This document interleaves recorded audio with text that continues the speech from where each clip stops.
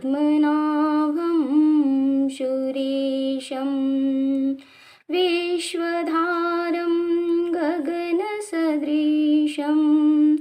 मेघवर्णं शुभांगं लक्ष्मीकान्तं कमलनयनं योगिभिर्ध्यानगम्यं वन्दे विष्णुं भवभयहरं सर्वलोकैकनाथं यं ब्रह्मा वरुणीन्द्ररुद्रमरुतः स्तुन्वन्ति दिव्यैः स्तवैर्वेदैः शाङ्गपद क्रमोपनिषद गायन्ति यं सामगाः ध्यानवस्थित तद्गतिं मनसा पश्यन्ति यं योगिनो यशान्तं न विदुः सुरासुरगण देवाय तस्मै नमः। ॐ नमो नारायणाय। ॐ नमो भगवते वासुदेवाय। तुभ्यं नमामि हे नारायणाय। तुभ्यं नमामि हे जगदीश्वराय। हे शान्तकारं तुभ्यं नमामि। हे लक्ष्मीकान्तं तुभ्यं नमामि। त्वमेव माताश्च पिता त्वमेव बन्धुश्च सखा त्वमेव विद्या द्रविणं त्वमेव सर्वं मम देव त्वमेव सर्वं मम देव त्वमेव सर्वं मम देव। तो मैं आज आप लोगों को श्रीमद् भगवद गीता का अमृत रसपान करवाने जा रही हूँ। तो भक्ति पूर्वक सुनिएगा, रसपान कीजिएगा और आत्मसात कीजिएगा।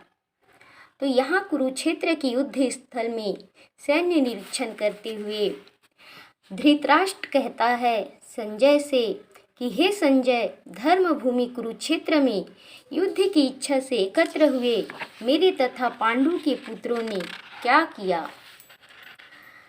तो धृतराष्ट्र के प्रश्न का उत्तर देते हुए संजय ने कहा, हे राजन, पांडु पुत्रों द्वारा सेना की व्यूह रचना देखकर राजा दुर्योधन अपने गुरु के पास गया और उसने ये शब्द अपने गुरु से कहे। तो दुर्योधन अपने गुरु से कहता है कि हे आचार्य, पांडु पुत्रों की विशाल सेना को देखें, जिसे आपके बुद्धिमान शिष्य द्रुपद के पुत्र ने इतने कौशल से व्यवस्थित किया है। इस सेना में भीम तथा अर्जुन के समान युद्ध करने वाले अनेक वीर धनुर्धर हैं, यथा महारथी यूथान, विराट तथा द्रुपद। इनके साथ ही धृष्टकेतु, चेकितान, काशीराज, पुरुजित, कुंती भोज तथा सैव्य जैसे महान शक्तिशाली योद्धा भी हैं। पराक्रमी युधामन्यु, अत्यंत शक्तिशाली उत्तमौजा, सुभद्रा का पुत्र तथा द्रौपदी के पुत्र, ये सभी महारथी हैं। किंतु हे ब्राह्मण श्रेष्ठ, आपकी सूचना के लिए मैं अपनी सेना के उन नायकों के विषय में बताना चाहूँगा जो मेरी सेना को संचालित करने में विशेष रूप से निपुण हैं। मेरी सेना में स्वयं आप भीष्म, कर्ण, कृपाचार्य, अश्वत्थामा, विकीर्ण तथा सोमदत्त का पुत्र भूरिश्रवा आदि हैं, जो युद्ध में सदैव विजयी रहे हैं। ऐसे अन्य अनेक वीर भी हैं जो मेरे लिए अपना जीवन त्याग करने के लिए उद्यत हैं। वे विविध प्रकार के हथियारों से सुसज्जित हैं और युद्ध विद्या में निपुण हैं। हमारी शक्ति अपरिमेय है और हम सब पितामह द्वारा भली भांति संरक्षित हैं, जबकि पांडवों की शक्ति भीम द्वारा भली भांति संरक्षित होकर भी सीमित है। अतएव सैन्य समूह में अपने अपने मोर्चों पर खड़े रहकर आप सभी भीष्म पितामह को पूरी सहायता दें।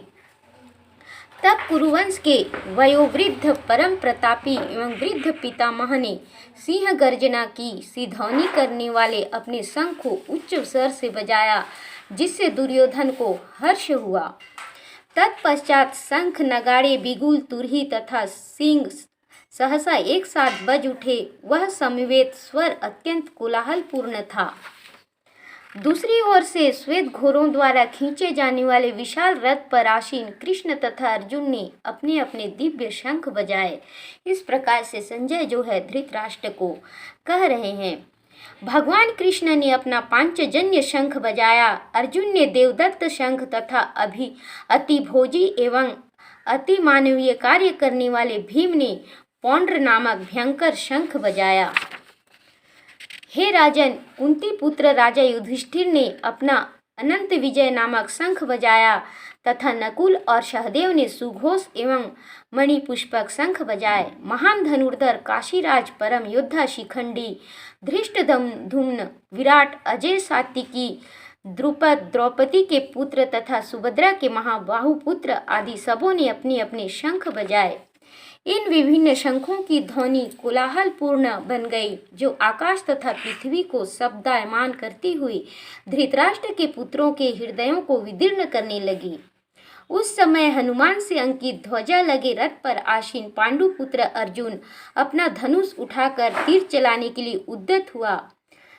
तो संजय कहते हैं, हे राजन, धृतराष्ट्र के पुत्रों को व्यूह में खड़ा देखकर अर्जुन ने श्री कृष्ण से ये वचन कहे। तो क्या वचन कहते हैं? अर्जुन ने कहा, हे अच्युत, कृपा करके मेरा रथ दोनों सेनाओं के बीच ले चले, जिससे मैं यहाँ उपस्थित युद्ध की अभिलाषा रखने वालों को और शस्त्रों की इस महान परीक्षा में जिनसे मुझे संघर्ष करना है, उन्हें देख सकूं। मुझे उन लोगों को देखने दीजिए। हे कृष्ण, मुझे उन लोगों को देखने दीजिए जो यहाँ पर धृतराष्ट्र के दुर्बुद्धि पुत्र दुर्योधन को प्रसन्न करने की इच्छा से लड़ने के लिए आए हुए हैं।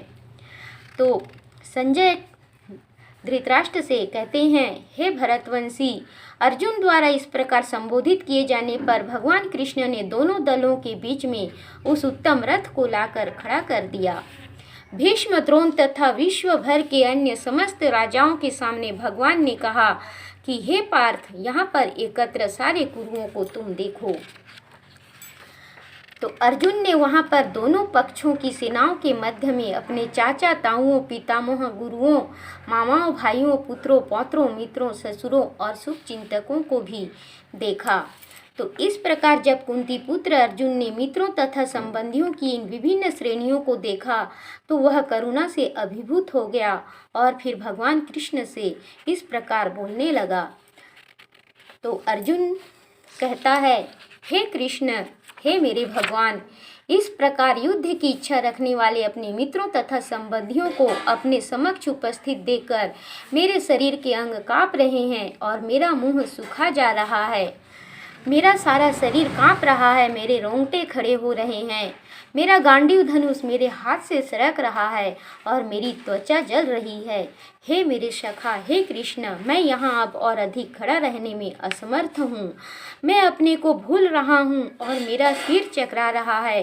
हे कृष्ण, हे मेरे सखा, मुझे तो केवल अमंगल के कारण दिख रहे हैं।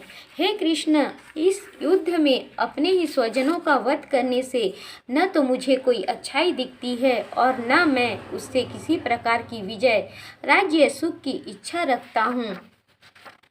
हे गोविंद, हमें राज्य, सुख अथवा इस जीवन से क्या लाभ, क्योंकि जिन सारे लोगों के लिए हम उन्हें चाहते हैं वे ही इस युद्ध भूमि में खड़े हैं हमसे लड़ने के लिए, हमारे बाणों से मरने के लिए। तैयार खड़े हैं। हे मधुसूदन, जब गुरुजन, पितृगण, पुत्रगण, पितामह, मामा, ससुर, पौत्रगण, साले तथा अन्य सारे संबंधी अपना अपना धन एवं प्राण देने के लिए तत्पर हैं और मेरे समक्ष खड़े हैं, तो फिर मैं इन सबको क्यों मारना चाहूँगा? भले ही वे मुझे क्यों न मार डालें। हे जीवों के पालक, हे कृष्ण, मैं इन सबों से लड़ने को तैयार नहीं, भले ही बदले में मुझे तीनों लोग क्यों न मिलते हों। इस पृथ्वी की तो बात ही छोड़ दो, यदि त्रिलोक भी मुझे इन सबको मारने से मिल जाए तो भी मैं इनको नहीं मारूंगा, इनसे लड़ने के लिए मैं तैयार नहीं होऊंगा। भला धृतराष्ट्र के पुत्र को मारकर हमें कौन सी प्रसन्नता मिलेगी? हे कृष्ण, यदि हम ऐसे आतताइयों का वध करते हैं तो हम पर पाप चढ़ेगा, अतः यह उचित नहीं होगा कि हम धृतराष्ट्र के पुत्रों तथा उनके मित्रों का वध करें। हे लक्ष्मीपति, हे करुणापति, हे त्रिलोकपति, हे सर्वलोक नियंता कृष्ण, इससे हमें क्या लाभ होगा और अपने ही कुटुंबियों को मारकर हम किस प्रकार सुखी हो सकते हैं?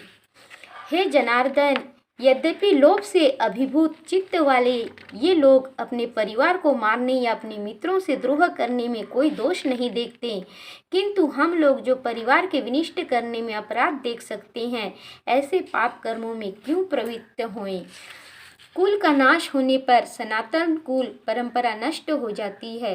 हे कृष्ण, कुल का नाश होने पर सनातन कुल परंपरा जो है वह नष्ट हो जाती है और इस तरह शेष कुल भी अधर्म में प्रवृत्त हो जाता है। हे गोविंद, हे कृष्ण, जब कुल में अधर्म प्रमुख हो जाता है तो कुल की स्त्रियां दूषित हो जाती हैं और स्त्रीत्व के पतन से ही वृष्णिवंशी अवांछित संतानें उत्पन्न होती हैं। अवांछित संतानों की वृद्धि से निश्चय ही परिवार के लिए तथा पारिवारिक परंपरा को विनिष्ट करने वालों के लिए नारकीय जीवन उत्पन्न होता है। हे सर्वेश्वर, ऐसे पतित कुलों के पुरखे पितर लोग जो हैं वे गिर जाते हैं, क्योंकि उन्हें जल तथा पिंडदान देने की क्रियाएं समाप्त हो जाती हैं। जो लोग कुल परंपरा को विनिष्ट करते हैं और इस तरह वांछित संतानों को जन्म देते हैं, उनके दुष्कर्मों से समस्त प्रकार की सामुदायिक योजनाएं तथा पारिवारिक कल्याण कार्य भी विनिष्ट हो जाते हैं। हे कृष्ण, हे प्रजापालक, मैंने गुरु परंपरा से सुना है कि जो लोग कुल धर्म का विनाश करते हैं वे सदैव नरक में वास करते हैं, तो फिर मैं क्यों ऐसा पाप करूं? कितने आश्चर्य की बात है कि हम सब जघन्य पाप करने के लिए उद्यत हो रहे हैं। राज्य सुख भोगने की इच्छा से प्रेरित होकर हम अपने ही संबंधियों को मारने पर तुले हुए हैं। यह बहुत ही अनुचित है। हे कृष्ण, यदि शस्त्रधारी धृतराष्ट्र के पुत्र मुझ निहत्थे तथा रणभूमि में प्रतिरोध न करने वाले को मारे तो यह मेरे लिए श्रेयस्कर होगा।